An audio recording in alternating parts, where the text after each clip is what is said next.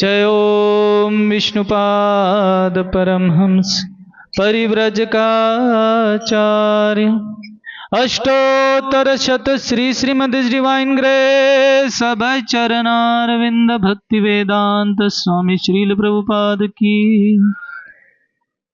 अनंत कोटि वैष्णव वृंद की नामाचार्य श्रील हरिदास ठाकुर की जय रूप सनातन भट्ट रघुनाथ श्री जीव गोपाल भट्टदास रघुनाथ षड गोस्वामी प्रभु वृंद की प्रेम से कहो श्री कृष्ण चैतन्य प्रभु नित्यानंद श्री अद्वैत गदाधर श्रीवासादि गौर भक्त वृंद की श्री श्री राधा कृष्ण गोपीनाथ श्याम कुंड राधा कुंड श्री गिरिराज गोवर्धन की ब्रजभूमि से वृंदावन धाम की मथुरा द्वारकापुरी धाम की नवद्वीप मायापुर धाम की पुरुषोत्तम क्षेत्र श्री जगन्नाथपुरी धाम की श्री जगन्नाथ बलदेव सुभद्रा महारानी की श्री जगन्नाथ बलदेव सुभद्रा महारानी महामहोत्सव की रथ यात्रा महामहोत्सव की गंगा मैया जमुना मैया की भक्ति देवी श्रीमती तुलसी महारानी की समवेत गौर भक्त वृंद की हरे कृष्ण महामंत्र की कलयुग पावन गोलोकेर प्रेम धन युग धर्म श्री हरिनाम संकीर्तन की जय निताय गौर प्रेमानंदे। All glories to assembled devotees, all glories to assembled devotees, all glories to assembled devotees, all glories, all glories, all glories to Sri Guru and Sri Gauranga Gaurarivo. Om Namo Bhagavate Vasudevaya.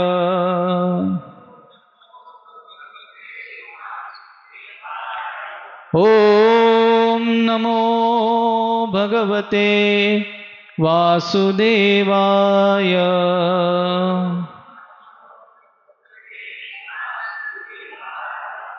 ओम नमो भगवते वासुदेवाय।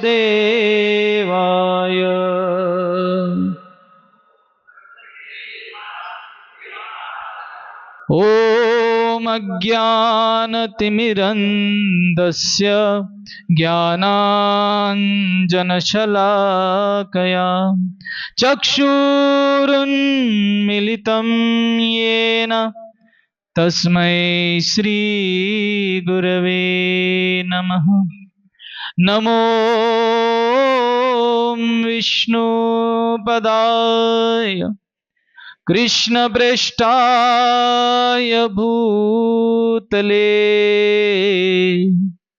श्रीमते भक्तिवेदांत स्वामीनिति नामिने। नमस्ते सरस्वते देवे गौरवाणी प्रचारिणे निर्विशेषा शून्यवादी पाश्चात्य देशतारिणे। नमो महावदन्याय कृष्ण प्रेम प्रदायते कृष्णाय कृष्ण चैतन्य नामने गौरत्विषे नमः। हे कृष्ण करुणा सिंधु दीनबंधो जगत्पते गोपेश गोपिका कांत राधा कांत नमोस्तुते। तप्त कांचन गौरांगी राधे वृंदावनेश्वरी वृषभानुसुते देवी प्रणमामि हरिप्रिये। जय श्री कृष्ण चैतन्य प्रभु नित्यानंद श्री अद्वैत गदाधर श्रीवासदि गौर भक्त वृंद। हरे कृष्णा कृष्णा कृष्णा हरे हरे, हरे राम राम राम हरे हरे। हरे कृष्णा कृष्णा कृष्णा हरे हरे, हरे राम राम राम हरे हरे। हरे कृष्णा कृष्णा कृष्णा हरे हरे, हरे राम राम राम हरे हरे। हरे कृष्णा।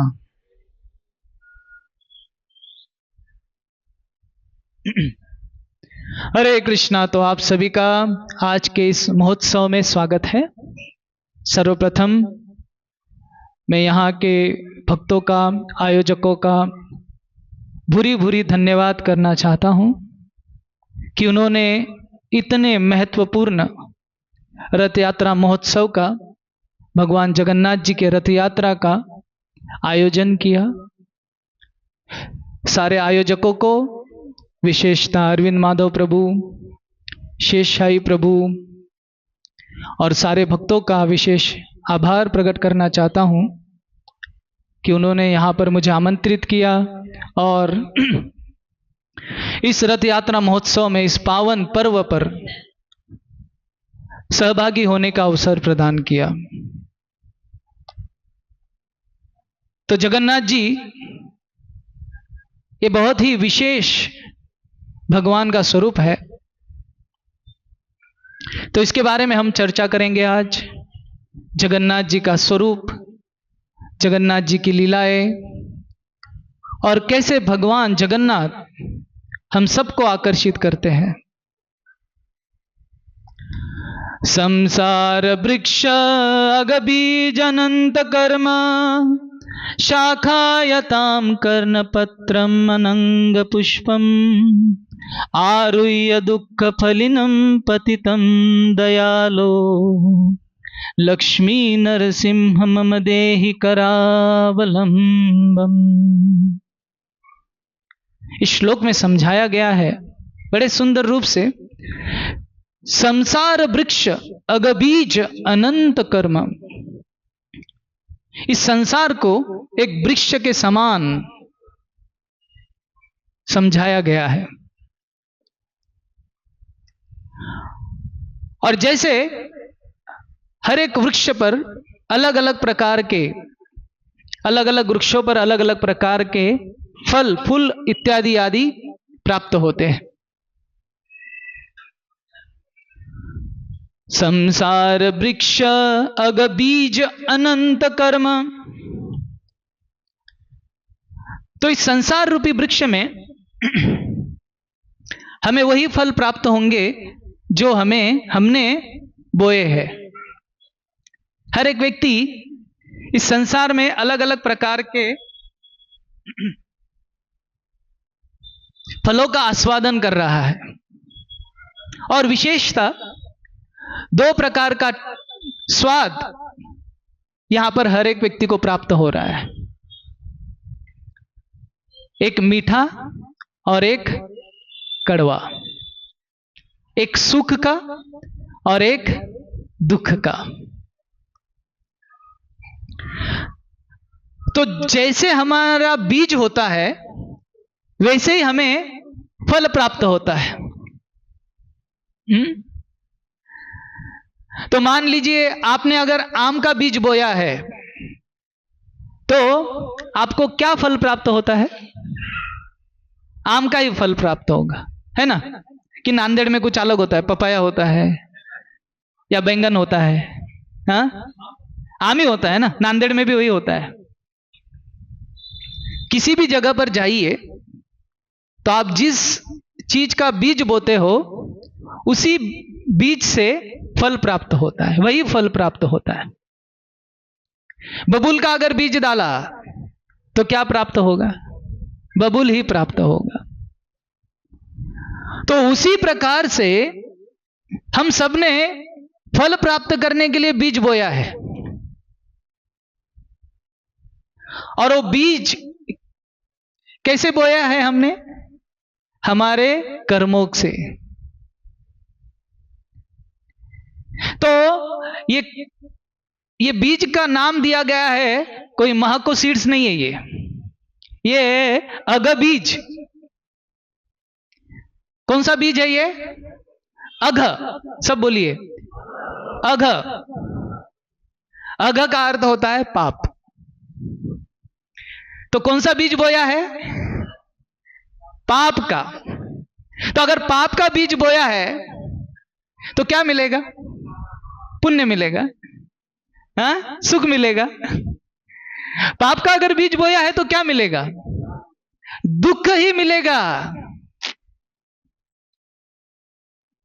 है ना? चाहे वो नांदेड़ हो, चाहे संभाजी नगर हो, चाहे मुंबई हो, चाहे अमेरिका हो, चाहे इंग्लैंड हो, अगर उधर आपने जिस चीज का बीज बोया है उसी का चीज तो प्राप्त होगा।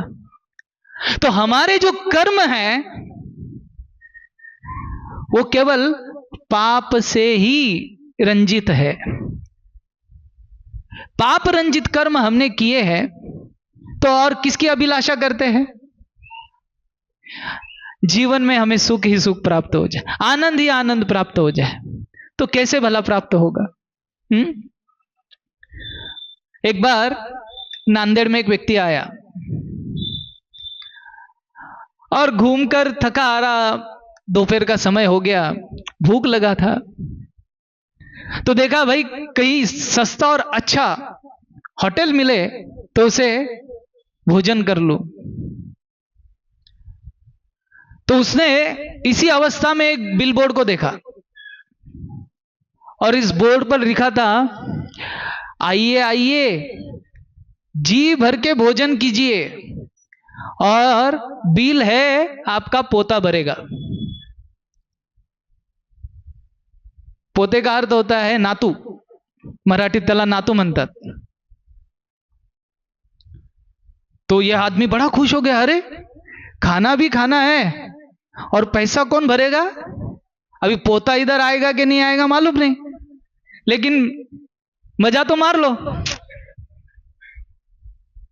और ऐसा ऑफर कहां मिलेगा कि आइए जितना सामान खरीदना है खरीदिए और बिल कौन भरेगा? पोता। तो गया ये दुकान में और अलग अलग पंच पकवान मंगाया, जितना जी भर के दबाकर खाया। और हाथ धोकर अभी निकलने ही वाला था तो वेटर ने आकर बिल थमा दिया। तो ये बोला चीटिंग, अरे मैं फंस गया, मैं फंस गया। बोला क्यों चिल्ला रहा है? बोला बाहर इतना बिल बोर्ड लिखा है, इतना तुमने एडवर्टाइजमेंट किया है कि आइए आइए खाना खाइए भोजन कीजिए, बिल कौन भरेगा?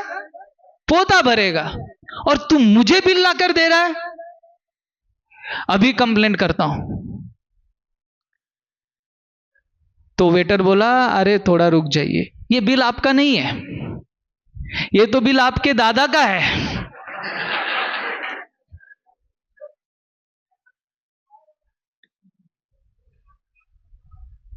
व्यक्ति को लगता है कि मैं कुछ भी कर लूं इस संसार में उसका फल मुझे प्राप्त नहीं होगा, जो चाहे कर लूं,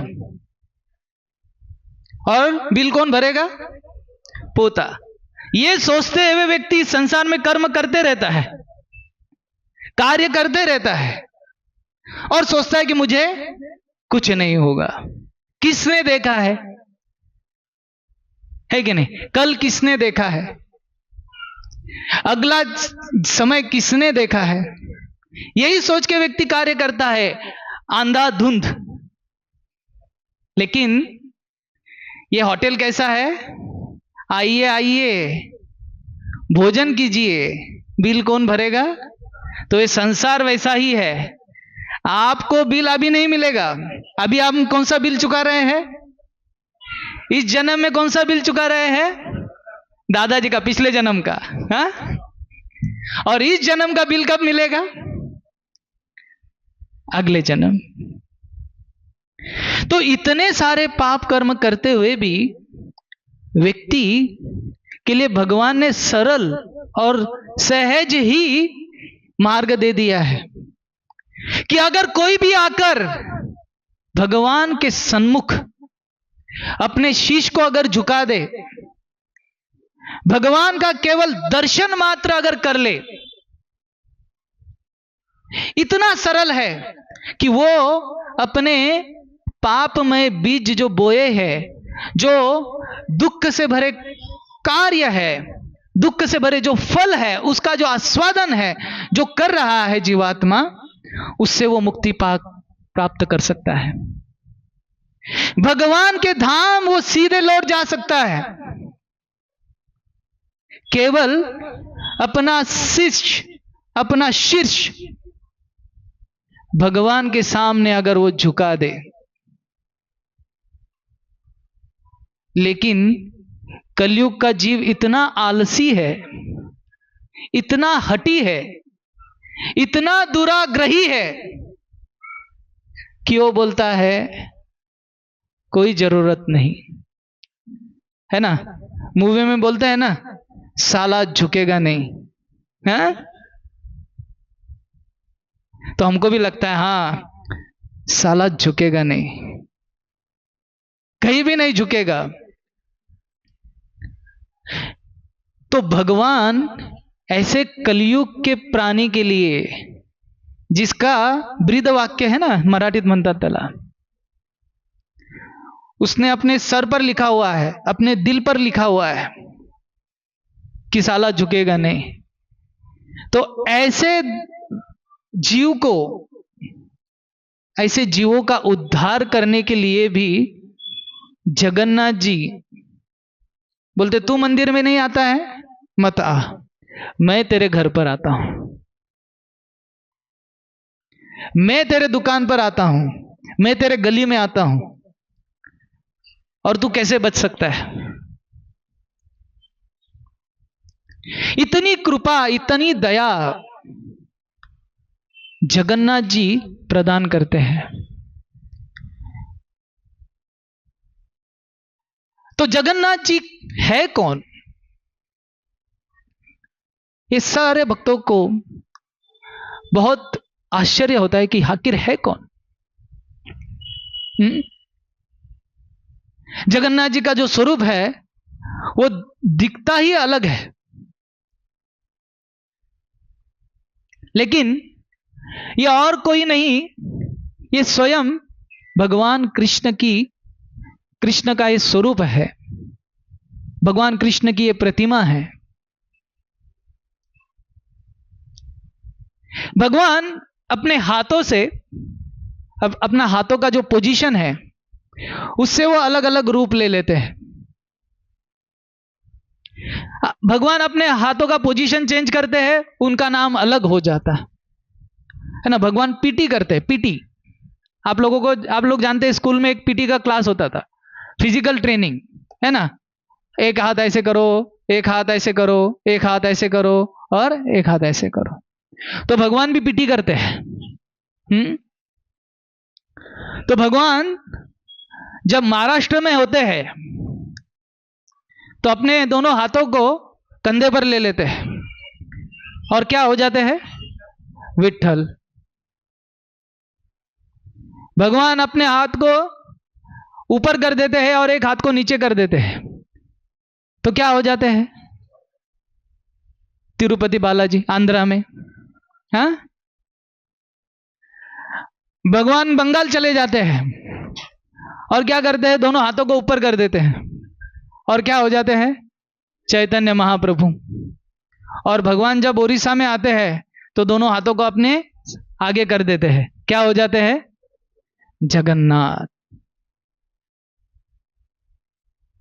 तो अलग अलग हाथों का पोजीशन से भगवान अपने स्वरूप को बदल देते हैं। तो कई भक्तों को लगता है कि भगवान जगन्नाथ जी के ये हाथ कैसे है, पैर दिखते नहीं है। ये कृष्ण है, लेकिन कृष्ण का स्वरूप कैसा है, त्रिभंग ललित।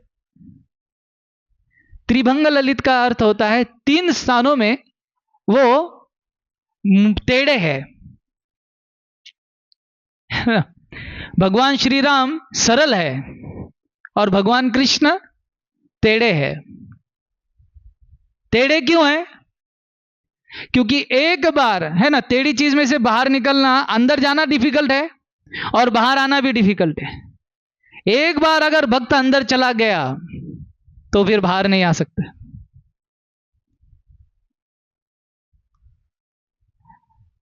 तो ये जगन्नाथ जी स्वयं कृष्ण है और इनके हाथ और जो इनके चरण है, चरण कमल है, वह हमारे भौतिक आंखों से दिखते नहीं है, लेकिन उनके चरण कमल, उनके हाथ दिव्य आंखों से दिखते तो जरूर है।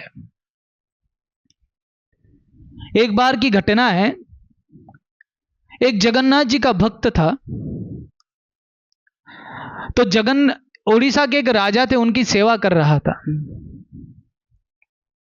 तो जगन्नाथ जी के भक्त को जगन्नाथ जी में बहुत आस्था थी, लेकिन साथ ही साथ वो राजा का सेवक भी था। तो राजा का उसने सेवा किया और राजा वो उसकी सेवा से बहुत ही प्रसन्न हो गया। तो राजा ने उस सेवक से पूछा कि हे सेवक, आपकी ऐसी कौन सी इच्छा है जो मैं पूरी कर दूं? जो भी इच्छा है मैं पूरी करने के लिए तैयार हूं। अभी राजा अगर ऐसा कह दे तो हमारा क्या हो जाएगा, चांदी चांदी हो जाए, चांदी चांदी नहीं, सोना सोना ही हो जाएगा। हम ऐसा मौके का तलाश में ही है, ऐसे अवसर की तलाश में। अरे कोई पूछे कि आपको क्या चाहिए, मैं सब कुछ देने के लिए तैयार हूं। लेकिन भक्त होता है, भक्त का स्वभाव होता है, उसे भौतिक संसार के इन भौतिक वस्तुओं में, भौतिक ऐश्वर्यों में कोई रुचि नहीं होती है। तो इस भक्त ने कहा, और एक भक्त जानता था कि इस राजा की भगवान जगन्नाथ में इतना विश्वास नहीं है। तो ये सेवक भी उस राजा को भगवान जगन्नाथ का कृपा प्रसाद प्राप्त करवाना चाहता था।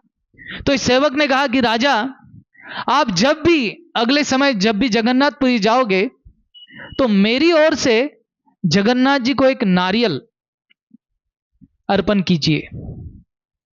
लेकिन आप उसे अर्पण कैसे करना चाहिए? तो जिन जिन भक्तों ने जगन्नाथपुरी के मंदिर को भेंट दी है वो जानते होंगे कि जब भगवान जगन्नाथ जी का अगर आपको दर्शन लेना है तो वहां पर एक गरुड़ स्तंभ है। अलग अलग मंदिरों में होता है जहां पर गरुड़ जी वास करते हैं और जगन्नाथ जी का दर्शन लेते हैं। वो कई दूरी पर है, जगन्नाथ जी के विग्रह, जगन्नाथ जी के जो भगवान का अल्टर है उससे थोड़ा दूर है। तो इस भक्त ने, इस सेवक ने कहा राजा से कि आप जब मंदिर में जाएंगे तो उस गरुड़ स्तंभ से खड़ा होकर आप उस जगन्नाथ जी को उस नारियल को अर्पण करोगे और वहां से आप जगन्नाथ जी से प्रार्थना करोगे कि जगन्नाथ जी, आपके अगर हाथ है तो ये नारियल को स्वीकार कीजिए। और ऐसा 3 बार अगर आप करोगे और 3 बार में अगर जगन्नाथ जी ने नहीं स्वीकार किया तो आप उस नारियल को लेकर मुझे लौटा दीजिए, उसको अर्पण मत करना। भगवान जगन्नाथ जी को अर्पण मत करना। तो राजा ने सोचा कि अरे एक छोटी सी ऐसी इच्छा है भक्त की, पूरी कर देंगे। तो राजा जगन्नाथ जी के दर्शन लेने जगन्नाथपुरी पहुंचे, जगन्नाथ मंदिर में गरुड़ स्तंभ के पास पहुंचे, और जैसे उस सेवक ने इच्छा की थी उसी प्रकार से गरुड़ स्तंभ के पास खड़ा रहकर जगन्नाथ जी से प्रार्थना करने लगे, जगन्नाथ जी अगर आपके हाथ है तो कृपा कर कर इस नारियल को स्वीकार कीजिए। पहली बार बोल दिया, नारियल हाथ में ही था।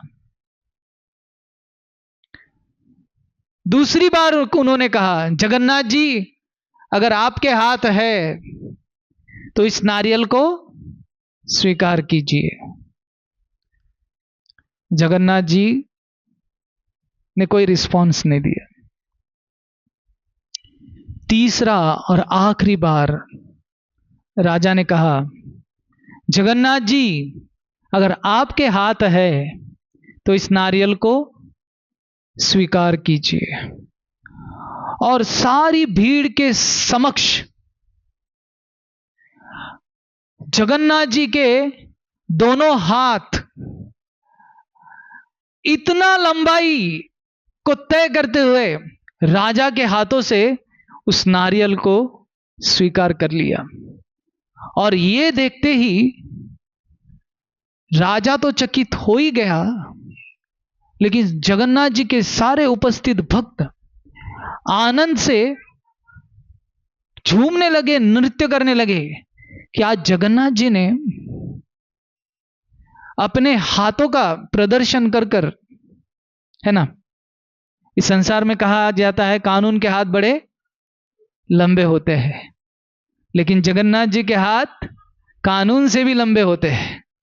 हाँ, तो आप कहीं पर भी छुपे हो तो आपका वो स्वीकार भी कर लेंगे और आपको अगर गलत कर रहे हो तो पकड़ भी लेंगे। तो ये जगन्नाथ जी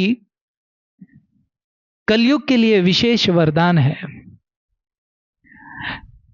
जैसे कि सारे भारत में ये प्रचलित है कि 4 धाम का यात्रा अगर कर लिया, इन तीर्थ स्थानों को अगर भेंट प्रदान कर दी तो मुक्ति का मार्ग सरल हो जाता है। इसलिए भारत में ये बहुत ही प्रचलित है कि 4 धाम की यात्रा करें, 4 धाम की यात्रा करें। तो 4 धाम में प्रथम है बद्रीनाथ, दूसरा है रामेश्वरम, तीसरा है द्वारका और चौथा है जगन्नाथपुरी। बद्रीनाथ में भगवान बद्री विशाल के नाम से जाने जाते हैं, रामेश्वरम में रामनाथ, द्वारका में द्वारकानाथ और जगन्नाथपुरी में जगन्नाथ। तो सतयुग के लिए बद्री विशाल बद्रीनाथ, त्रेता युग के लिए थे रामनाथ, द्वापर युग के लिए थे द्वारकानाथ और कलयुग के जीवों के लिए है जगन्नाथ। तो ऐसे जगन्नाथ जी कलयुग के जीवों पर विशेष कृपा प्रदान करते हैं और इनकी जो विशेषता है वह अलग अलग रूप से वो हमारे सामने प्रदान करते हैं, हमारे सामने प्रकट करते हैं।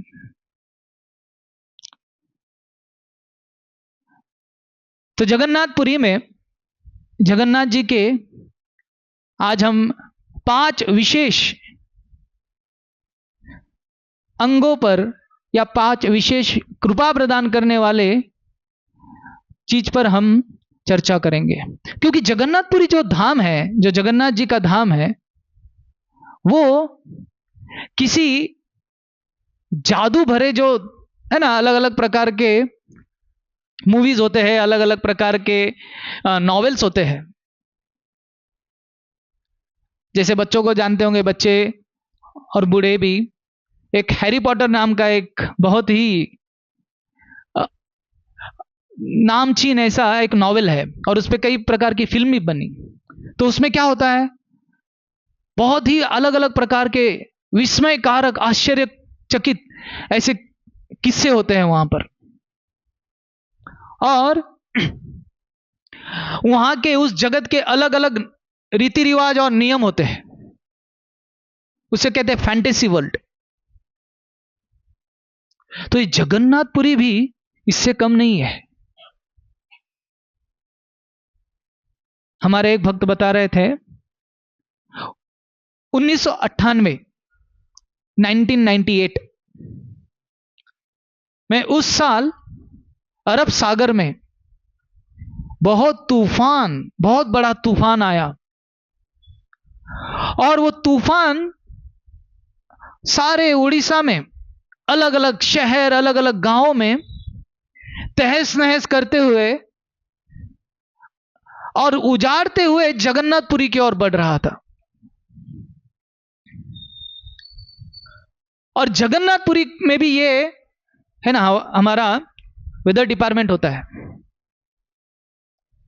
तो उन्होंने भी ये प्रेडिक्शन कर दिया कि अभी अगले कुछ घंटों में जगन्नाथपुरी में ये बवंडर, ये तूफान आने वाला है। तो आप सब लोग सतर्क रहिए। और जैसे ही ये तूफान जगन्नाथपुरी की ओर दौड़ा, जगन्नाथपुरी की ओर जा रहा था, जगन्नाथपुरी में अभी सब तहस नहस होने वाला है, सब सतर्क है, तभी सारे भक्तों के समक्ष, सारे जगन्नाथपुरी वासियों के समक्ष उन्होंने देखा कि जगन्नाथ मंदिर के ऊपर जो चक्र है, सुदर्शन चक्र, उस चक्र से एक दिव्य ऐसा प्रकाश बाहर आया, और तत्क्षण सारा तूफान, सारा घमासान जो मचा हुआ था, वो दूर हो गया। तो अगले दिन टाइम्स ऑफ इंडिया न्यूज़पेपर में सारी जगह पर उन्होंने उस तूफान का वर्णन किया था कि इस जगह पर ये नुकसान हो गया, ये तहस नहस हो गया। लेकिन एक छोटे कॉलम में उन्होंने लिखा था कि अरे, जगन्नाथपुरी में जगन्नाथ जी के मंदिर से, सुदर्शन चक्र से ऐसा प्रकाश, दिव्य प्रकाश निकलकर उस तूफान को भगा दिया, और जगन्नाथपुरी में किसी भी प्रकार का नुकसान, किसी भी प्रकार की हताहत किसी ने नहीं अनुभव की। तो यह है जगन्नाथपुरी धाम, यह है जगन्नाथ जी की महिमा। और यहां के भक्त भी बड़े विशेष होते हैं। यहां के जो भक्तों का प्रेम है जगन्नाथ जी के प्रति, भगवान कृष्ण के प्रति, वो बहुत ही अलग प्रकार का है। यहां पर जब भगवान जगन्नाथ जी का स्नान यात्रा होता है, आप सब जानते होंगे स्नान यात्रा का अर्थ जानते हैं आप। 15 दिन पूर्व, जगन्नाथ रथ यात्रा के पूर्व, यह बहुत ही विशेष महोत्सव संपन्न होता है। यह स्नान यात्रा का महोत्सव है। भगवान जगन्नाथ जी का प्राकट्य जिस दिन हुआ था इस संसार में, तो ब्रह्मा जी स्वयं ब्रह्मलोक से आकर जगन्नाथ जी का अभिषेक किए थे। तो वो अभिषेक जो जगन्नाथ जी का होता है, उस दिन को, जिस दिन हुआ था, वो दिन है स्नान यात्रा का दिन। और स्नान यात्रा के दिन अलग अलग तीर्थ स्थानों का तीर्थ जल लाकर भगवान जगन्नाथ जी का अभिषेक किया जाता है और उसके तुरंत बाद जगन्नाथ जी क्या हो जाते हैं? जगन्नाथ जी बीमार गिर जाते हैं। आप बोलोगे अरे ये तो अपने जैसा ही है। हम भी बारिश में भीग जाते हैं तो बीमार गिर जाते हैं, खांसी बुखार हो जाता है। लेकिन भगवान का जो दिव्य शरीर है हमारे शरीर से विभिन्न है। उनका शरीर हमारे शरीर के समान 5 पंचतत्व पंच महाभूतों से बना नहीं है। उनका ये दिव्य शरीर है, लेकिन भक्तों को आनंद प्रदान करने के लिए, भक्तों के साथ आदान प्रदान करने के लिए भगवान बीमार गिर जाते हैं। और आपको लगेगा कि अरे ऐसे कैसे हो सकता है। लेकिन एक हमारे भक्त है मुंबई में, वो सारे भक्त उनको जानते हैं, उनका नाम है डॉक्टर अलवा, डॉक्टर है वो। तो हमारे मंदिर में एक जगन्नाथपुरी के एक पांडा है जो हमेशा राधा गोपीनाथ मंदिर में भेंट देते हैं और भक्तों को अच्छी तरह से जानते हैं। तो वो पांडा भगवान जगन्नाथ जी का सेवा करते हैं जब जगन्नाथ जी बीमार होते हैं। तो अलवा जी ने कहा कि अरे ऐसा कुछ नहीं है, भगवान आपका भाव है, ठीक है। तो इस पांडा ने जगन्नाथ डॉक्टर अलवा से कहा कि अरे नहीं नहीं, आप आइए, हम आपको बताते हैं क्या है विशेषता। तो जब डॉक्टर अलवा जगन्नाथपुरी में पहुंचे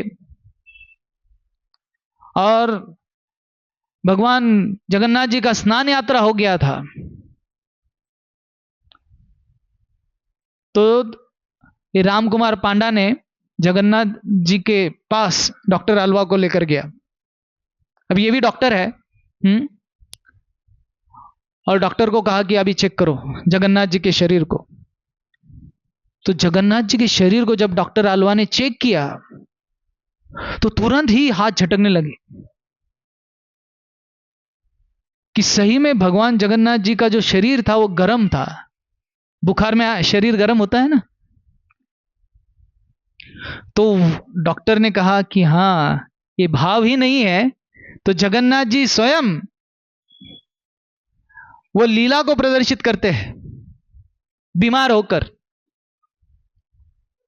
और बीमार होने के बाद आप किसके पास जाना चाहोगे? जो बहुत ही नजदीक का व्यक्ति है, जो ख्याल रखे, उसके पास जाओगे। डॉक्टर के पास तो मेडिसिन लेने जाओगे। लेकिन तो अभी पूरा साल भर जगन्नाथ जी में अलग अलग प्रकार के पुजारी और पांडा भगवान जगन्नाथ जी का सेवा करते हैं, लेकिन ये 15 दिन जगन्नाथ जी किसकी सेवा ग्रहण करते हैं? शबर जाति के भक्तों का वो सेवा स्वीकार करते हैं। तो जगन्नाथ जी किसे ज्यादा प्रेम करते हैं? ये जो शबर जाति के भक्त है उनसे ज्यादा प्रेम करते हैं कि दुख में, बीमारी में वो उनसे ही सेवा लेते हैं। और ये जगन्नाथ जी अभी का नहीं है परंपरा, हजारों सालों से ये परंपरा चलती आ रही है कि ये 15 दिन में, और उनका भाव ही उनके साथ अलग होता है। उसका हम चर्चा करेंगे और आगे। और वहां के भक्तों का विशेषता, जगन्नाथ जी का बहुत प्रेम है। तो जगन्नाथ जी रथ यात्रा में आते हैं इसी के कारण, क्योंकि कई भक्तों को जगन्नाथ जी के मंदिर में एंट्री नहीं है, केवल एक विशिष्ट समुदाय को।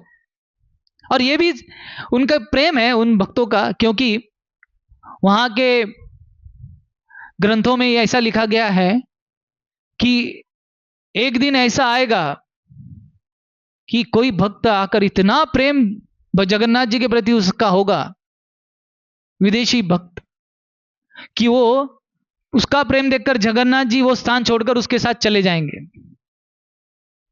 इसीलिए उस प्रेम के कारण किसी और विदेशी भक्तों को या किसी और अन्य धर्म के लोगों को वहां पर दर्शन देने के लिए मना किया जाता है। तो ये उनका प्रेम है। वो ये नहीं जानते कि प्रभुपाद जी ने पहले ही जगन्नाथ जी को वहां से लेकर सारे संसार में रथ यात्रा का आयोजन कर कर जगन्नाथ जी को सबको दे दिया है कि नहीं? वो तो केवल शब्द के द्वारा जो लिखा है, लॉ ऑफ वर्ड्स, उसे ही लेकर बैठे हैं। लेकिन प्रभुपाद जी ने जगन्नाथ जी को ऑलरेडी वहां से लेकर सबको बांट दिया। यहां पे नांदेड़ में भी आ गए जगन्नाथ जी, है कि नहीं? और सबको दर्शन दे रहे हैं। न्यूयॉर्क में, लंदन में, संसार के ऐसा कोई प्रांत नहीं है जहां पर जगन्नाथ रथ यात्रा नहीं हो रहा है। यहां तक कि अफ्रीका के जंगल में जगन्नाथ रथ यात्रा हो रहा है। और अफ्रीकन लोगों को भी लगता है कि जगन्नाथ जी अपने ही है। हाँ? सेम कलर है।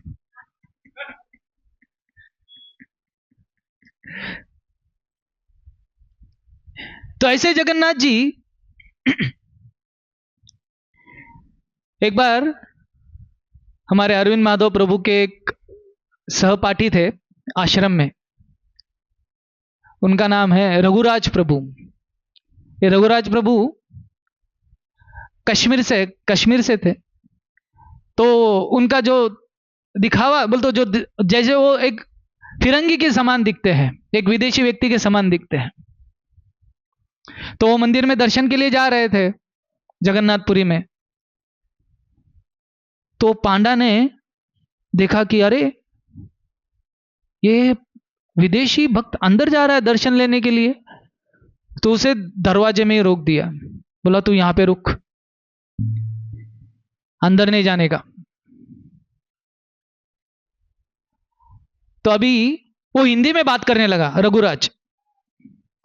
बोला अरे देख मेरे को हिंदी आता है। तो पांडा बोला नहीं, यहां पर विदेशी लोग भी हिंदी सीख लेते हैं और अच्छी तरह से हिंदी बोलते हैं, तू सही में विदेशी है। तो ये रघुराज को बहुत गुस्सा आया और उसने हिंदी में अच्छा गाली गलौज कर दिया उसको। और जैसे ही वो पांडा ने गाली सुना, है ना, अपने तो गालियां तो स्पेशल होती है, तो पांडा समझ गया कि ये भारतीय है और उसको जाने दिया दर्शन। दूसरे दिन ये फिर दर्शन लेने गया। अभी वो क्या होता है, उधर अलग अलग पांडाओं के अलग अलग टाइम पे सेवा होती है। तो पहले जो पांडा को गाली दिया था वो वहां से निकल गया, अभी दूसरे पांडा ने इसको पकड़ लिया। तो वो पांडा ने पकड़ लिया, उसका गर्दन पकड़ लिया, कॉलर, बोला तू विदेशी अंदर जाता है जगन्नाथ जी का दर्शन लेने के लिए? तो रघुराज बोला अरे कल ही तेरे को इतना गाली दिया। इसको समझ में नहीं आया कि वो पांडा दूसरा है। बोला समझ में नहीं आया? बोला कुछ नहीं। और एक पांडा ऐसे ही देख रहा था उसको, एक ने उसको पकड़ा तो उसको खींच के लेकर गया एक जगह पर, बोला बैठ, इधर बैठ। तो रघुराज को बैठाया और बाकी सब भक्त उसको देख रहे थे, यार अभी क्या कर रहा है। तो दूसरा एक पांडा आया, जगन्नाथ जी का महाप्रसाद, उसमें अलग अलग प्रकार के खीर, खाजा, चावल, दाल पूरा बास्केट भरकर लाके उसके सामने रख दिया। रघुराज के सामने पूरा महाप्रसाद, पूरा टोकरी भरकर जगन्नाथ जी का महाप्रसाद रख दिया और सारे भक्त देख रहे। और दूसरा पांडा बोलता है खा इसे। रघुराज तो और खुश हो गया, बोला अरे वाह, बोला इधर जगन्नाथ जी का स्वयं महाप्रसाद मुझे खिला रहा है। और ऐसा कोई ऐसा एक दाना दूसरा दाना नहीं, पूरा टोकरी भरकर। और रघुराज ने सबके सामने फर्स्ट क्लास जगन्नाथ जी का महाप्रसाद खाया। तो पांडाव देख रहा है उसे, गुस्से से नहीं रख रहा है। 2-4 मिनट उसको देखा, और बोला हाँ चल ये इंडियन है, क्योंकि वो कैसे खाता है ना, केवल इंडियन व्यक्ति ऐसा खा सकता है, विदेशी व्यक्ति को ऐसा ऐसा वो उसको खाना जमता ही नहीं, बैठकर खाना। तो ये इनका जो डिटेक्टिव लोग है ये पांडा, वो बरोबर पहचान लेते हैं कि इनका क्या शैली है। और बाकी सब भक्तों ने देखा, अरे वाह ये तो महाप्रसाद भी खा रहा है। वो बाकी भक्तों ने भी आकर जगन्नाथ जी के महाप्रसाद का अच्छा सा आस्वादन किया। तो ये जगन्नाथ जी का, भक्तों का, जगन्नाथ जी के पांडवों का ये विशेष भाव है, वो वहां पर ही देखने को मिलता है। तो आज हम 5 विशेष जो भगवान जगन्नाथ जी का भक्तों के लिए कृपा है उसका हम चर्चा करेंगे। तो सर्वप्रथम जगन्नाथ जी का जो हम पर कृपा है, वो है, विशेषता है, वो है रथ यात्रा। जगन्नाथ जी की जो रथ यात्रा है ये बहुत ही विशेष है। कई मंदिरों में भगवान की रथ यात्रा होती है या भगवान की यात्रा निकाली जाती है, लेकिन वो जो यात्रा होती है वो कैसे होती है? भगवान के 2 विग्रह होते हैं, एक जो मंदिर में स्थापित और दूसरे होते हैं उत्सव विग्रह, जो भगवान के प्रतिनिधि होते हैं। अगर उनको अभिषेक करना है, आप इतने बड़े विग्रह को तो अभिषेक नहीं कर सकते, तो एक छोटा विग्रह होता है जिसे उत्सव मूर्ति कहते हैं, उसे आप अभिषेक करते हो। अलग अलग प्रकार के कार्य, उनको बाहर लाना है तो उस उत्सव विग्रह को लाया जाता है। लेकिन जगन्नाथ जी के रथ यात्रा में जगन्नाथ स्वयं, जो मंदिर में स्वयं जिनका पूजा अर्चना होता है, वो जगन्नाथ जी बाहर आकर सबको दर्शन देते हैं। और जगन्नाथ जी का स्वरूप इतना आकर्षित है कि सारे संसार के लोग, कोई भी आकर डांस करता है रथ यात्रा में, अलग अलग स्थानों पर। और जगन्नाथपुरी के रथ यात्रा में ऐसा भी समझाया जाता है कि वहां पर सुबह इतने लोग आ जाते हैं, शाम को किधर चले जाते हैं किसी को कोई खबर नहीं पड़ता है। यहां तक कि देवतागण भी स्वर्गलोक से आकर इस रथ यात्रा में सम्मिलित होते हैं। जगन्नाथपुरी की यह विशेषता है कि कई भक्त इधर आते हैं, देवता लोग, और अपना सेवा कर कर लौट जाते हैं। 1810 की यह घटना है। 1810 जगन्नाथ जी के एक सेवक थे जिनका नाम था महापात्रा पट्ट जोशी। तो जगन्नाथ जी की सेवा करते थे, मुख्य पुजारी थे। अपना पूजा कर कर रात को, देर रात को लौट जाते थे। एक दिन जगन्नाथ जी की सेवा उन्होंने संपन्न कर ली और रात को लौट रहे अपने घर पर। अब उस समय जब कोई बिजली नहीं थी और कोई साधन उपलब्ध नहीं थे, तो ये पैदल जाकर अपने घर लौट रहे थे। लेकिन जब लौट रहे थे तो उन्होंने कुछ आवाज सुनी।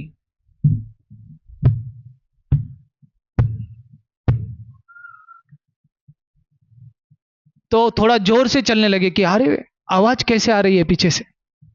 फिर आवाज सुनी, ठप ठप ठप ठप। तभी ये थोड़ा घबरा गए कि भाई कौन पीछा कर रहा है, और उन्हें ये इंट्यूशन हो गया कि पीछे बहुत बड़ी कोई तो विशाल ऐसा व्यक्ति पीछा कर रहा है, और थोड़ा तेजी से चलने लगे। लेकिन पीछे का आवाज भी तेजी से बढ़ने लगा, ठप ठप ठप ठप। तो अभी ये पुजारी ने सोचा कि अभी रुक जाता हूं, अभी देख ही लेता हूं भाई पीछे कौन आ रहा है। तो जैसे ही पीछे मुड़ा तो एक 18 फीट ऊंचा व्यक्ति का उसे सामना हो गया, उसके साथ सामना हो। तो डर गए कि इतना विशाल व्यक्ति ये कौन है। तो उस व्यक्ति ने कहा कि हे पुजारी, इतना क्यों डर रहे हो? क्या मुझे नहीं जानते तुम? बोला, मैं आपको कैसे जानूंगा, पहली बार तो मुलाकात हो रही है और ऐसा व्यक्ति तो जीवन में पहली बार ही देख रहा हूं। तो उन्होंने कहा कि मैं विभीषण हूं। विभीषण का नाम सुनते ही हमारे ये जोशी साहब तुरंत ही दौड़े, बोला सेल्फी लेता हूं। सॉरी तब सेल्फी नहीं था। तो उन्होंने कहा कि अरे आपका मुझे दर्शन हुआ है। और विभीषण ने कहा कि मैं आपकी जगन्नाथ जी की सेवा देखकर बहुत प्रसन्न हुआ हूं, आपने मुझे बहुत आनंद प्रदान किया है। तो मैं आपको कुछ भेंट देना चाहता हूं। तो ये पुजारी ने भी कहा कि अरे हाँ सही में कुछ दीजिए, जब मैं किसी को बोलूंगा तो मेरे पास तो सेल्फी नहीं रहेगा, लेकिन मैं लोगों को कैसे विश्वास दिलाऊंगा कि मेरी मुलाकात विभीषण से हुई है। तो विभीषण ने अपना एक बाजूबंद होता है ना, एक उसे निकालकर दे दिया। और वो बाजूबंद कोई ऐसा छोटा मोटा नहीं है, उसमें हम बैठकर आगे बढ़ भी सकते हैं, इतना बड़ा है। आज भी वो बाजूबंद उस पुजारी के वंशज में जो भी है उनके पास देखने को मिलता है। तो इस जगन्नाथ जी के रथ यात्रा में, जगन्नाथ जी के मंदिर में कौन कौन व्यक्ति है समझ में नहीं आता है। लाखों लोग वहां पर आते हैं और शाम में तो ये बहुत विशेष है रथ यात्रा, ऐसा कहीं आपको मिलेगा नहीं, है ना। जैसे कि मैं उदाहरण दे रहा था कि कलयुग में जीवात्मा भगवान के द्वार नहीं जाता है, भगवान स्वयं जीवों से मिलने आ जाते हैं। जब व्यक्ति थोड़ा बीमार होता है तो डॉक्टर के पास चला जाता है, लेकिन अगर व्यक्ति बहुत ही बीमार हो जाए, चलने के लायक ना हो, तो डॉक्टर मरीज के पास पहुंच जाता है। तो जगन्नाथ जी उसी भाव में रथ यात्रा में रथ पर आरूढ़ हो जाते हैं कि चलो मैं इन सारे जीवात्माओं को अपने दर्शन से, है ना, हम अगर भगवान के सामने जाएंगे तो क्या भला दर्शन कर पाएंगे। कई अंध भक्त भी भगवान के समक्ष आते हैं यही विचार करते हुए कि हम तो भगवान को नहीं देख पाएंगे, लेकिन भगवान ने अगर हमें देख लिया तो जीवन संपन्न हो जाएगा, जीवन परिपूर्ण हो जाएगा। तो पहला जो है भगवान का विशेष रथ यात्रा है। रथ यात्रा का हर एक वस्तु, वहां की डोरी, वहां का रथ, वहां का जगन्नाथ जी का दर्शन, जिस व्यक्ति ने भी इस कार्य में सहभाग लिया है उसे प्रचुर मात्रा में भगवान की कृपा प्राप्त होती है। दूसरा भगवान की विशेषता है, जगन्नाथ जी की विशेषता है, वो है जगन्नाथ जी की आंखें। जगन्नाथ जी की आंखें मोटी है, बहुत बड़ी है, और ये जगन्नाथ जी की आंखों पर पलके नहीं है ना। इस संसार में कई भक्तों ने, कई भक्तों ने नहीं, कई कवियों ने आंखों पर, लोगों की आंखों की सुंदरता पर कई कविताएं रची है। है ना। एक कवि कहते हैं, ये तेरी आंखें है या रेशम की झील, so what is big deal.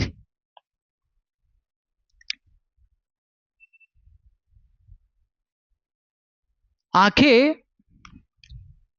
ज्यादातर तो पलक झपकती ही है हमारी, लेकिन जगन्नाथ जी की जो आंखें हैं वो हमेशा खुली रहती है, और बड़ी आंखों से वो आपकी ओर दृष्टिपात करते हैं। और जगन्नाथ जी का जो विशेषता है कि वो सोते नहीं है ना। हमें जब भी अवसर मिल जाता है, हम क्या करना चाहते हैं? सोना चाहते हैं। इसीलिए सोना इस जगत में बहुत प्रसिद्ध है।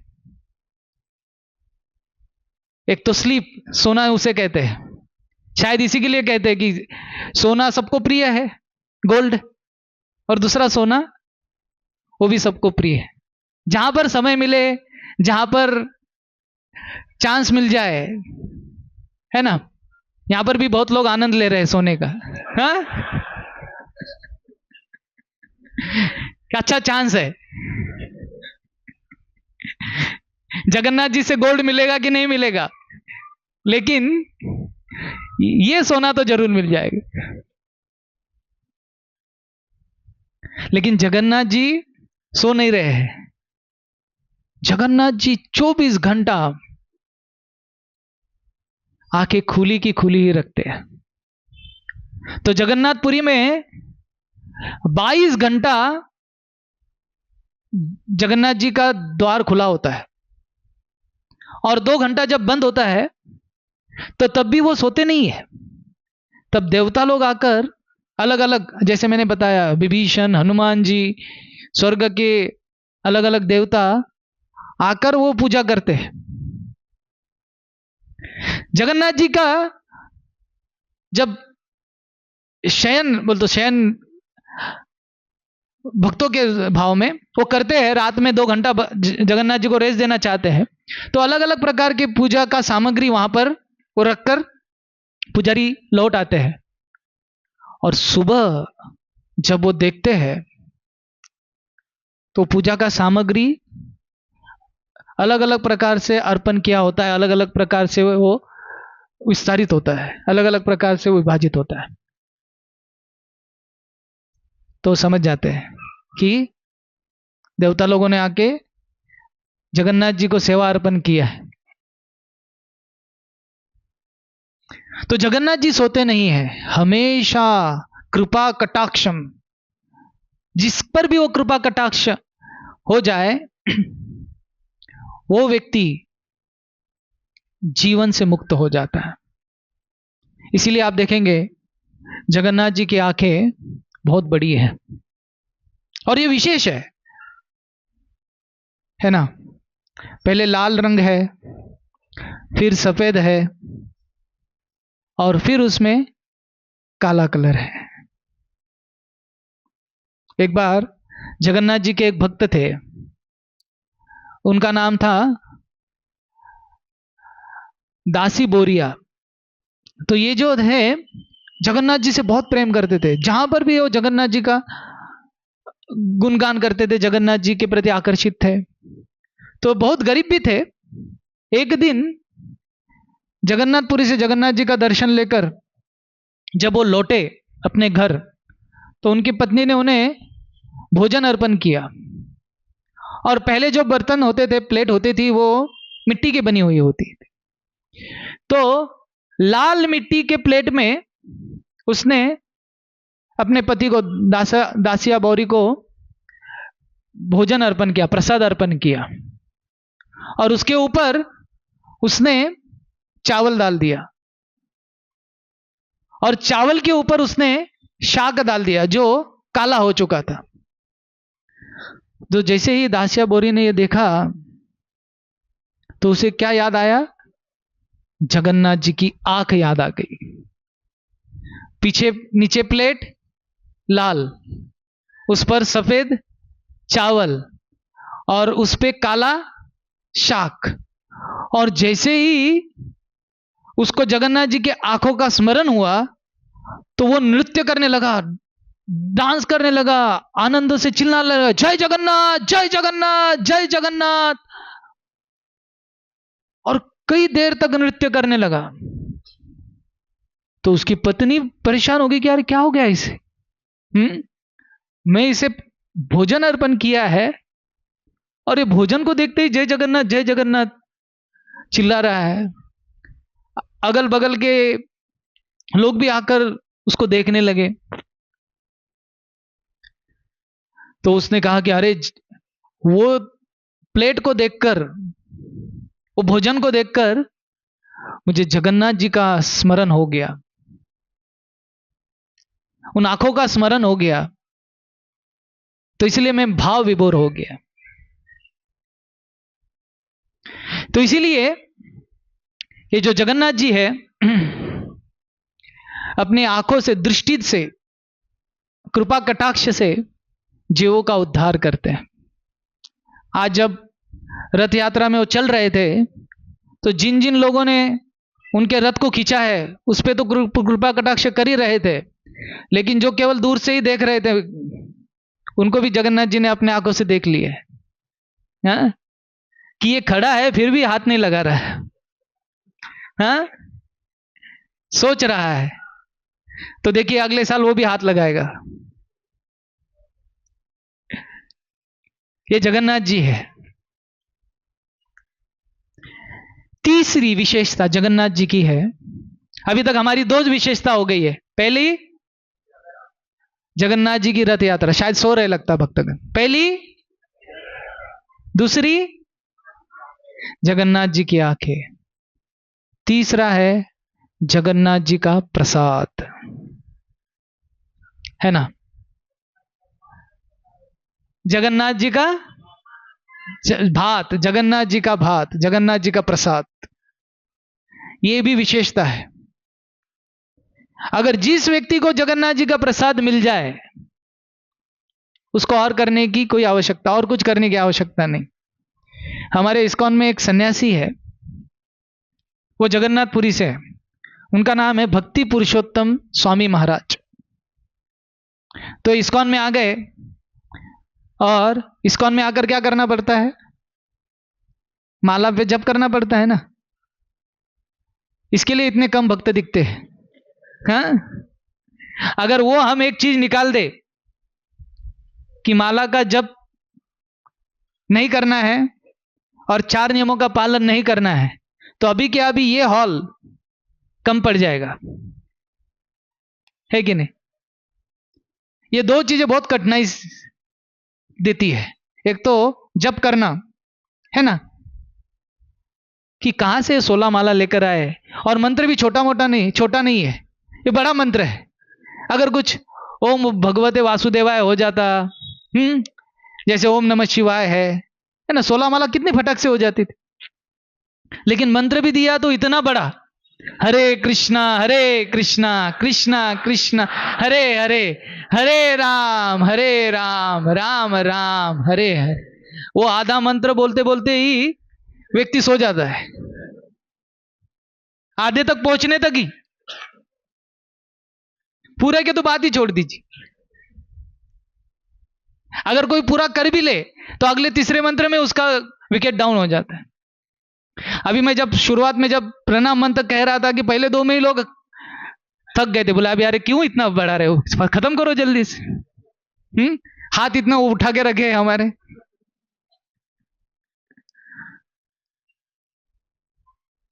तो इस्कॉन में वो माता जी ने बोला कि अरे तू इस्कॉन में जाकर 16 माला जप करते रहे और फिर जाके भगवत प्राप्ति होगी। मैं तो जगन्नाथपुरी की हूं, क्योंकि वो जगन्नाथपुरी से थे।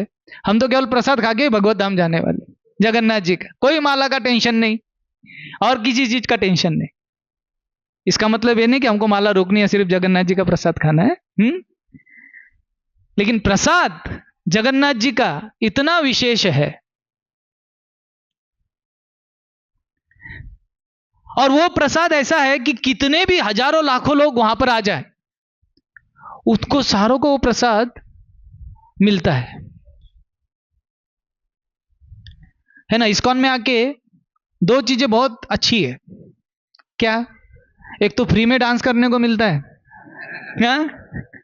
और दूसरा एक तो फ्री में प्रसाद मिल जाता है। डांस करने के बाद आदमी थक जब जाता है तो प्रसाद का प्लेट आपके लिए तैयार होता है। सिर्फ बीच में थोड़ा सा प्रवचन सुनना पड़ता है, हाँ? उसमें भी सोने का प्रावधान होता है। डांस कीजिए, आराम कीजिए और प्रसाद लीजिए,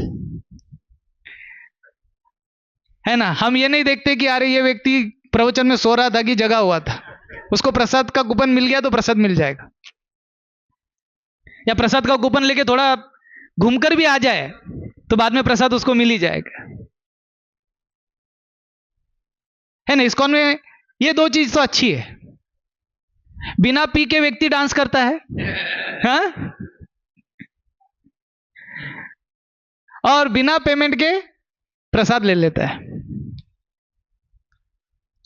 ये दोनों चीजें हमें श्री चैतन्य महाप्रभु ने प्रदान की है। श्री चैतन्य महाप्रभु ने हमें नृत्य कैसे करना, हरे कृष्ण महामंत्र के कीर्तन में, और जगन्नाथ जी ने हमें प्रसाद दिया है।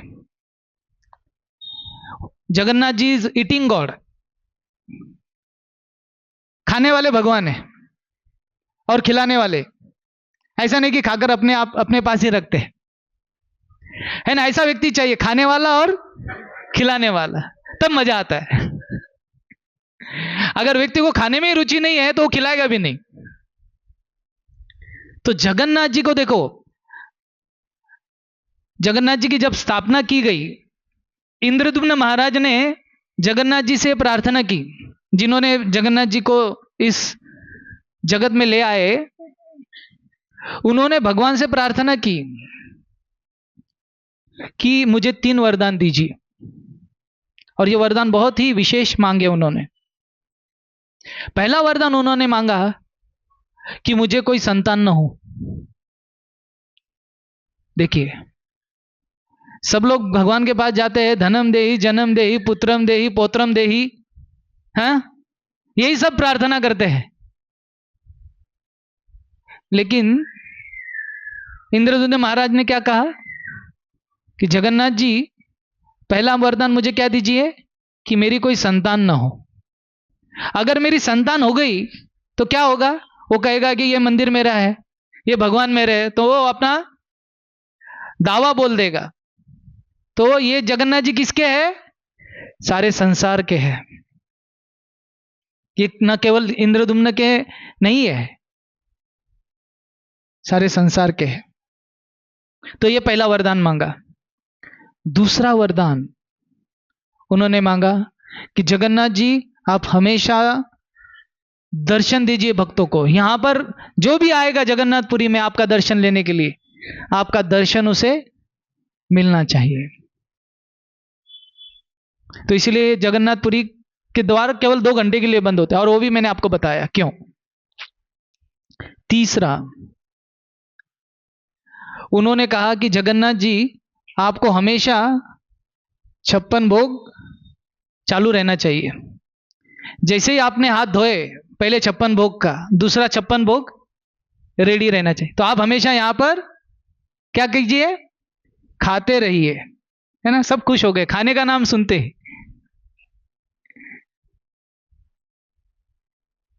तो ये जगन्नाथ जी का विशेष प्रसाद है, और ये प्रसाद प्राप्त करने के लिए स्वर्ग से भी देवता यहां पर आते हैं। एक बार एक बहुत ही अच्छा धनी व्यक्ति आकर वो जगन्नाथ जी का प्रसाद खाने लगा, और पांडा ने भी उसको प्रसाद दिया। प्रसाद खा रहा है, और पांडा को भी लगा कि ये अच्छा पेमेंट चुकता करेगा, क्योंकि अच्छा भी दिख रहा है ना। वो व्यक्ति के बाहरी रूप से समझ में आता है कि जेब गीली है कि सूखी है। तो उसे लगा ये अच्छा डोनेशन भी देगा, तो प्रसाद दे रहा था ये। लेकिन जैसे ही ये व्यक्ति ने प्रसाद खाया, वो भागा बिना पेमेंट किए, बिना कुछ दिए। तो ये व्यक्ति भी उसके पीछे भागा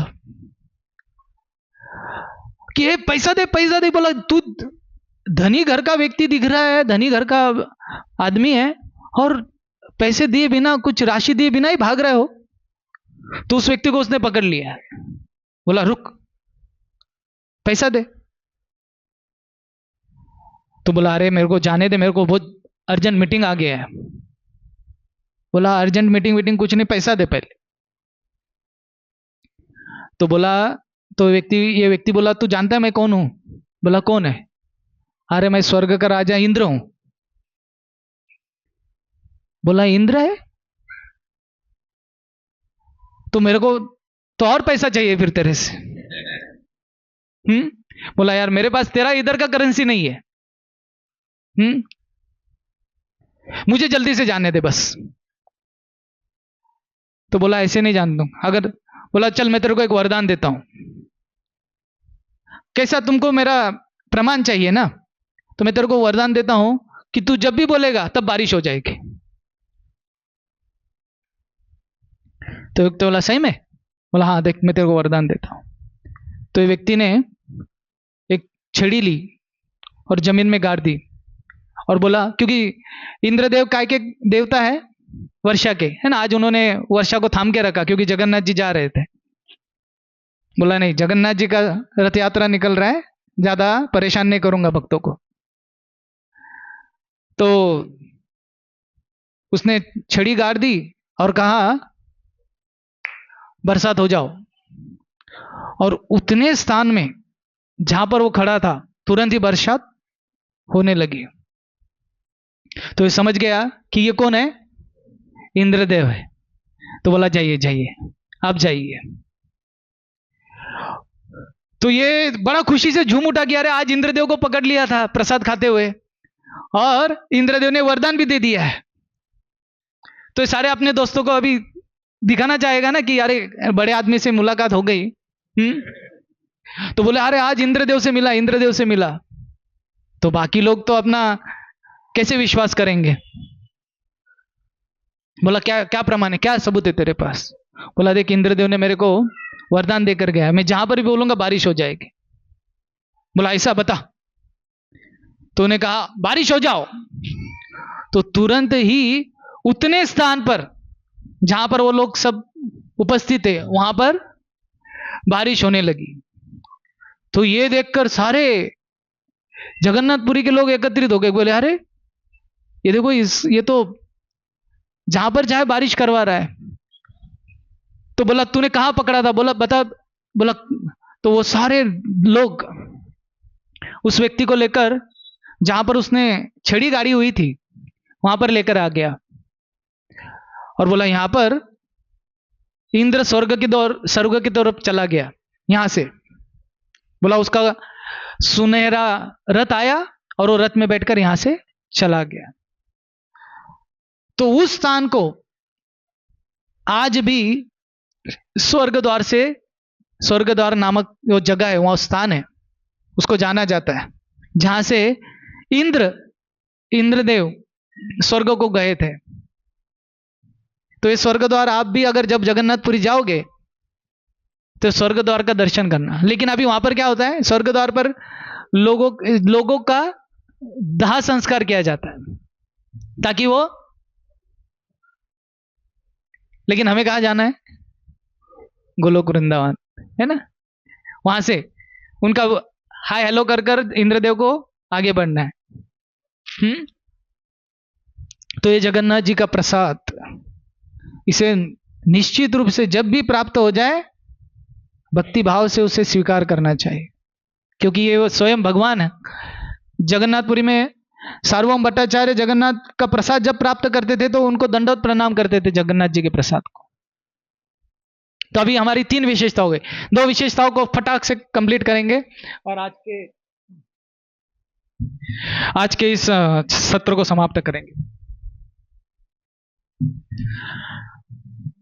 चौथा जो बहुत ही विशेष है वो है जगन्नाथ जी के सेवक, है ना। जगन्नाथ जी के सेवक के बारे में मैंने आपको पहले ही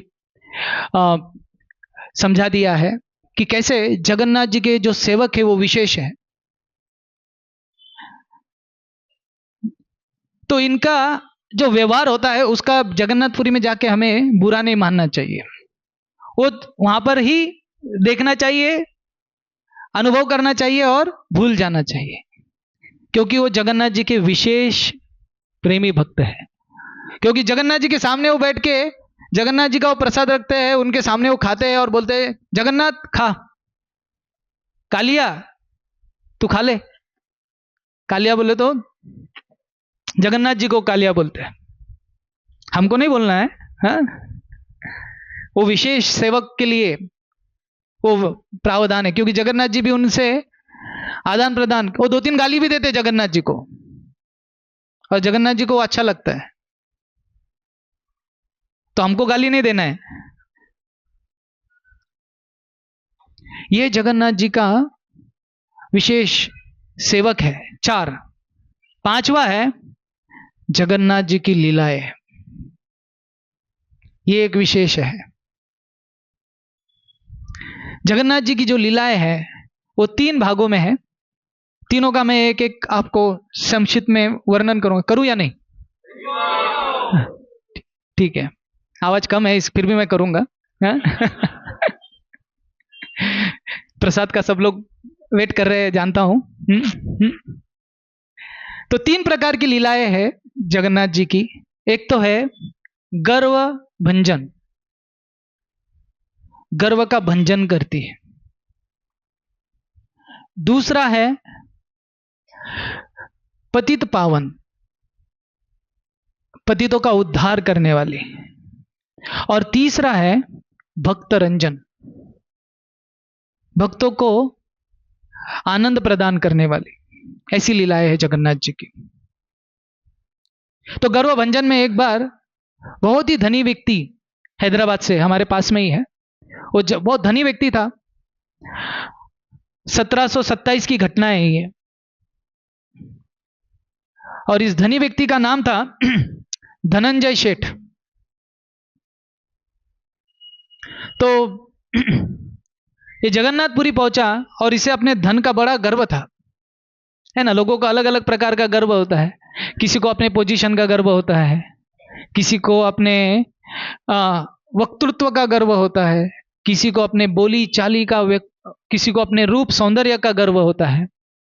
तो इसके पास इतना धन था, तो जगन्नाथपुरी में जाकर वो जगन्नाथ जी को चैलेंज करना चाहता, जगन्नाथ जी के भक्तों को चैलेंज किया, कि कहा कि आप जगन्नाथ जी को इतना भोग अर्पण करते हो, मैं आपको 1 लाख रुपए देता हूं। अभी 1727 में 1 लाख बोले तो आज का काफी उसका राशि हो जाएगा। इसका आप भगवान को भोग अर्पण करो। तो पुजारियों ने और वहां के सेवकों ने कहा कि अरे हम तो ये 1 लाख आप दीजिए, हम साल भर जगन्नाथ जी का सेवा, इस प्रसाद का आपके तरफ से सेवा अर्पण करेंगे। उसने कहा नहीं, एक समय में ही ये पूरा राशि खत्म होना चाहिए। जगन्नाथ जी के सारे सेवक बड़े चिंतित हो गए कि अरे भाई 1 लाख में ऐसा कौन सा चीज लाए जो जगन्नाथ जी को अर्पण करे। संसार की सारी चीजें अगर अच्छी से अच्छी लाए और वो उससे भी कम मात्रा में धनराशि लगेगा। तो जगन्नाथ जी के पुजारी बड़े चिंतित हो गए कि अभी ये अर्पण करे तो करे क्या। तो जगन्नाथ जी ने अपने भक्तों के दुख देखा, और उस रात मुख्य पुजारी के स्वप्न में जगन्नाथ जी आए, और जगन्नाथ जी ने कहा कि चिंता करने की कोई आवश्यकता नहीं, कल जाकर धनंजय सेठ को कहो कि जगन्नाथ जी को एक बीड़ा जो होता है ना, पान, वो गजमोक्ति का चूर्ण डालकर अर्पण कीजिए। उसमें कोई चूना या कत्था मत लगाइए। क्या डालिए? गजमौक्तिक चूर्ण। वो जगन्नाथ जी स्वीकार करेंगे। तो मुख्य पुजारी बड़े आनंदित हो गए। सुबह उठकर धनंजय सेठ के पास पहुंचे और कहा कि हम, जगन्नाथ जी ने कहा है कि उनको एक बीड़ा अर्पण करना है, पान अर्पण करना है, और वो पान में कोई चूना वगैरह नहीं लगेगा, उसमें गजमौक्तिक चूर्ण मिलेगा। तो ये जो शेड है अभी वो हक्का बक्का रह गए, क्योंकि गजमौक्तिक जो है वो साधारण रूप से प्राप्त नहीं होता है। गजमौक्तिक का अर्थ होता है हाथी से प्राप्त हुआ मोती, उसको बोलते हैं गजमौक्तिक। और वो किसके पास प्राप्त होता है? वो जो हाथी जो ब्रह्मचारी है पूरा लाइफ लॉन्ग, उसके सिर में वह मोती प्राप्त होता है। तो अभी वो मोती प्राप्त करने के लिए आपको कई हाथियों को मारना पड़ेगा, उसमें से देखना पड़ेगा भाई ये ब्रह्मचारी है कि नहीं है, और ये ऐसा मारते मारते वो गजमौक्ति का प्राप्त होगा। तो वो गजमौक्तिक प्राप्त, अभी अगर ऐसा प्राप्त करना है तो उसका क्या आमदनी हो, क्या उसका राशि होगा खरीदने का? इतना आसानी से नहीं मिलता है। तो धनंजय सेठ समझ गए हैं कि जगन्नाथ जी कुछ भी कर सकते हैं। इस प्रकार से उनका जो गर्व था, अपने धन का जो गर्व था, जगन्नाथ जी ने एक पान में ही चकनाचूर कर दिया। तो जिस व्यक्ति का भी गर्व होता है और भगवान के सामने झुकता नहीं है, भगवान के सामने अपनी डींगे हाँकता है, भगवान केवल पान मात्र से ही उसका गर्व हरण कर लेते हैं। दूसरा है पतित पावन। तो जगन्नाथ जी पतित पावन है। तो रामचंद्र देव जो जगन्नाथपुरी के राजा थे, वह एक मुस्लिम राजा से युद्ध हार गए, और मुस्लिम राजा का ये प्रस्ताव था, थाकी खान उसका नाम था। तो उसने कहा कि आप मेरी बहन से शादी कर लीजिए। रजिया नाम था उसका। तो ये राजा ने कहा कि ये संभव नहीं, अगर मैं उससे शादी कर लेता हूं तो मैं अपने, वहां पर तब मान्यता थी, ऐसी रीति चली आ रही थी कि अगर कोई मुस्लिम स्त्री से या मुस्लिम से कुछ कार्य कर लेता है तो वो हद पार हो जाता था। तो रजिया ने इस राजा को कहा कि देखिए, मैं भी जगन्नाथ जी की भक्त हूं, तो आप मुझसे ब्याह कर लीजिए, जगन्नाथ जी की हम दोनों मिलकर सेवा करेंगे और आपका जो राज्य है उसका भी रक्षा हो जाएगा। तो ये सोचकर, सारी प्रजा का सुख देखकर, आनंद देखकर, रामचंद्र देव ने उस रजिया के साथ शादी कर ली। लेकिन इसका परिणाम क्या हुआ कि उनको जगन्नाथ मंदिर में एंट्री बंद हो गई। तो लेकिन जगन्नाथ जी का इतना प्रेम था जगन्नाथ जी के प्रति, तो जगन्नाथ जी ने उन्हें आकर स्वप्न में कहा कि मैं आपके साथ आदान प्रदान करूंगा। जो पतित पावन जगन्नाथ जी का जो दर्शन होता है, सिंह द्वार से जब आप दर्शन लेने जाते हो, तो वहां पर मैं हर दिन आकर आपको मिलूंगा, तो उसके आगे कोई जा नहीं सकता है। तो राजा हर दिन आकर वहां पर जगन्नाथ जी से मिलता, और कई बार जगन्नाथ जी को जो वो माला अर्पण करता, वो जगन्नाथ जी के मुख्य गर्भगृह में प्राप्त होती। तो यह है पतित पावन। चाहे कोई भी हो, किसी भी स्तर से हो, किसी भी बैकग्राउंड से हो। एक बार तो एक भक्त था, वह ऐसे जाना जाता था, ऐसा उसकी मान्यता थी, और सारे भक्तों की ये प्रचलित हुआ था कि ये वेश्या का संग करता है। तो एक बार वो जगन्नाथ जी से मिलने आया, जगन्नाथ जी के रथ यात्रा पर। तो पांडवों ने उसे अनुमति नहीं दी, बोला भाग यहां से, तेरे लिए कोई यहां पर जगह नहीं है। तो ये बड़ा दुखी हो गया। और जाकर समंदर के तट पर जगन्नाथ जी का रथ बनाया और जगन्नाथ जी को आह्वान किया कि जगन्नाथ जी कृपा कर कर आप यहां पर विराजमान होइए। तो उसका परिणाम यह हुआ कि वो जो पुरी का रथ है वो हिल ही नहीं रहा था। शाम हो गई, बड़े बड़े हाथी घोड़े लेकर आ गए, जगन्नाथ जी का रथ हिला ही नहीं। दूसरा दिन हो गया, पूरा प्रयास कर रहे हैं, जगन्नाथ जी का रथ हिल ही नहीं रहा है। 3 दिन जगन्नाथ जी का रथ एक ही स्थान पर खड़ा रहा। तो अभी ये जो मुख्य पुजारी है उसको लगा कि क्या हो रहा है भाई, 3 दिन हो गए जगन्नाथ जी का रथ एक स्थान पर है। तो उस दिन उसने प्रार्थना की, जगन्नाथ जी कुछ कृपा कीजिए, क्या मामला है, क्या मामला है। तो उस दिन जगन्नाथ जी ने उसको स्वप्न में दर्शन देकर कहा कि तुम लोगों ने उस भक्त को भगाया था, उसने वहां पर रथ बनाया समंदर के तट पर, और मैं वहां जाकर बैठा हूं और हिलूंगा नहीं वहां से। तो समझ गए क्या करना है। तो सारे पुजारी वो पांडा उसके पास पहुंचे, बोला अरे भाई तू आ जा, तू आके पहले जगन्नाथ जी का दर्शन कर, जगन्नाथ जी से मिल। तो उसको लेकर आ गया और जगन्नाथ जी से प्रार्थना करवाया और तब जाकर जगन्नाथ जी का रथ खींचा गया और गुंडीचा पहुंचे। तो पतित पावन जगन्नाथ जी पतित पावन है और भक्त रंजन, कई प्रकार के भक्तों को आनंद प्रदान करते हैं। तो जैसे मैंने एक पहले कथा बताई दासिया बावरी की, उसकी दूसरी और कथा है। तो दासिया बावरी भी एक जाति से थे, तो उनको जगन्नाथ मंदिर में, हाँ कर रहा हूं, खत्म कर रहा हूं, जगन्नाथ मंदिर में उन्हें प्रवेश वर्जित था। तो लेकिन जगन्नाथ जी के प्रति उनका बहुत प्रेम था और एक दिन उन्हें इच्छा हुई कि जगन्नाथ जी को मैं कुछ भोग अर्पण करना चाहता हूं। तो उनको जगन्नाथ जी को आम अर्पण करने थे, है ना, आम का सीजन चल रहा है। तो दासिया बावरी ने आम लेकर आ गए और जगन्नाथ जी ने कहा कि तुम आकर वो पतित पावन के स्थान पर खड़े रह जाना, मैं वहां से ही आपके आम ले लूंगा।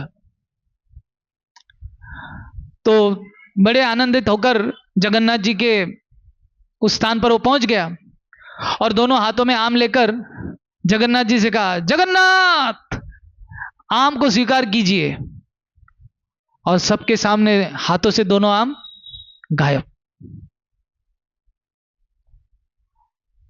2 और आम लिए, जगन्नाथ आम को स्वीकार कीजिए, दोनों आम गायब। सारे भक्त, सारे पांडा वहां पर एकत्रित हो गए। ऐसे करते करते उसने 40 आम जगन्नाथ जी को अर्पण कर दिए और 40 की 40 उसके हाथ से गायब हो गए। तो सारे पांडा बोले, अरे ये जादूगर है, ये जादू कर रहा है, जादू कर रहा है। ये कोई जगन्नाथ जी को ही ले नहीं रहे हैं। तो दासिया बावरी ने कहा, अच्छा जगन्नाथ जी नहीं खा रहे, जाकर गर्भगृह में देखो। तो सारे भक्त, सारे पांडा उधर गर्भगृह में पहुंचे तो उधर 40 गुठलियां जगन्नाथ जी के सामने पड़ी हुई थी। और ऐसे जगन्नाथ जी ने आम स्वीकार किए। तो हम नांदेड़ से भी जगन्नाथ जी को आम भोग अर्पण कर सकते हैं अगर हमारे पास वो भाव है। तो रथ यात्रा का यही महत्व है, ये विशेषता है जगन्नाथ जी की कि अगर उन्हें, हमें, है ना, जगन्नाथ रथ यात्रा एक काय का प्रतीक है कि भगवान को हम उनके धाम, वो द्वारका में है, हम उन्हें वृंदावन लेकर जा रहे हैं और उससे भगवान प्रसन्न हो जाते हैं। इसी प्रकार से हमारा जो मन है वो मंदिर का प्रतीक हो सकता है। अगर इस मन को हम अनर्थों से मुक्त कर दे तो जगन्नाथ जी, बलदेव और सुभद्रा ये हमारे हृदय में आकर विराजमान हो सकते हैं। और एक बार विराजमान हो गए तो वह लौट कर नहीं जाएंगे। तो आज से इस पर्व से हम ये संकल्प लेना चाहिए कि जगन्नाथ जी, आपने इतनी कृपा बरसाई है हम जीवों पर, आपको प्रसन्न करने के लिए हम छोटा मोटा संकल्प लें। अगर जप नहीं कर रहे तो जप की शुरुआत करें, नियमों का पालन नहीं कर रहे तो नियमों का पालन करना शुरुआत कर दे। भक्तों की सेवा में, सत्संग में आने का पूरी तरह से प्रयास करें और हमारे जीवन को भगवान से जोड़ने का, भगवान को हमारे जीवन में लाने का पूरा प्रयास करें। जो भी हम खाते हैं वो भगवान को अर्पण कर कर खाए और भगवान की प्रसन्नता ही जीवन का लक्ष्य बनाए। अगर ये संकल्प हम लेंगे तो निश्चित रूप से रथ यात्रा हर दिन हमारे हृदय में होगी, ये उत्सव हर दिन होगा और जगन्नाथ जी हम पर कृपा बरसाएंगे।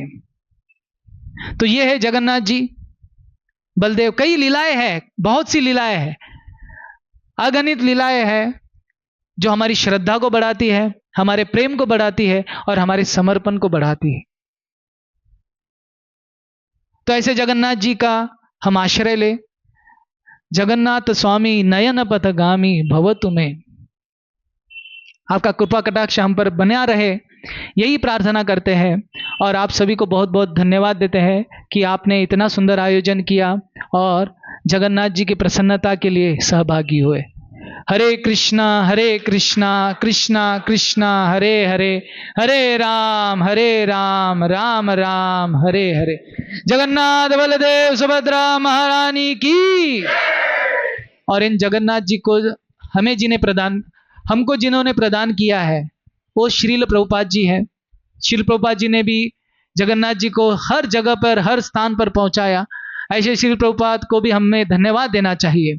श्रील प्रभुपाद की जय। निताई गौर प्रेमानंदे। हरि बोल। हरे कृष्णा। क्षमा कीजिए, थोड़ा समय ज्यादा हो गया। सर, जैसे प्रभु जी ने कहा है कि जगन्नाथ जी की बहुत सारी विशेषता है और सबसे पहली विशेषता है उनकी रथ यात्रा। रथ यात्रा में देवता लोग जैसे विभीषण भी आए थे रथ यात्रा में।